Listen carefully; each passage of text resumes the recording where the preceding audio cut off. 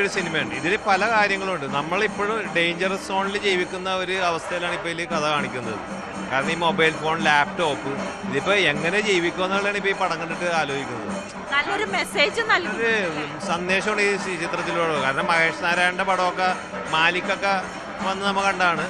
പക്ഷേ ഇതിൽ നല്ലൊരു സന്ദേശം കൊടുക്കുന്നുണ്ട്. കാരണം നമ്മ എല്ലാം കൈകാര്യം ചെയ്യണം, സൂക്ഷിക്കുക. നമ്മുടെ തൊട്ടടുത്ത ആളെ ഫോൺ മെസ്സേജ് ചെയ്യുമ്പോഴാണ് ഒന്നും വിശ്വസിക്കാൻ പറ്റാത്ത ഒരു അവസ്ഥയായി. അങ്ങനത്തെ ഒരു കാലഘട്ടത്തിലൂടെ നമ്മൾ കടന്നു പോകുന്നു.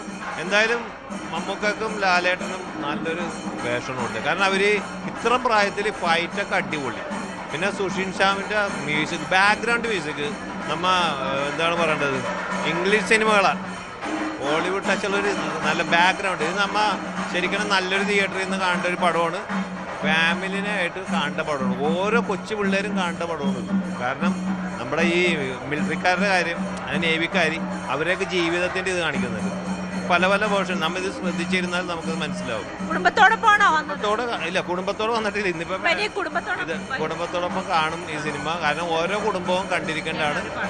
ഭാരതത്തിലെ ഓരോ ഇന്ത്യക്കാരനും കണ്ടിരിക്കേണ്ട ചിത്രം എന്ന് പറയാം. ഇതിന് അടിവരയിട്ട് അതിനൊരു ക്യാപ്ഷൻ കൊടുക്കാൻ പറ്റുള്ളൂ. ഓരോ ഇന്ത്യക്കാരനും അല്ലെങ്കിൽ ഓരോ ഭാരതീയനും നമ്മളെ കണ്ടിരിക്കേണ്ട ഒരു ചിത്രമാണ്.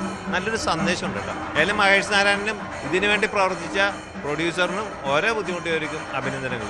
എല്ലാവരും നന്നായിട്ടുണ്ട്. കാസ്റ്റിംഗ് ഒക്കെ ഇപ്പോൾ സ്ത്രീകഥാപാത്രങ്ങളൊക്കെ നന്നായിട്ടുണ്ട്. ആക്ഷൻ അടിപൊളി.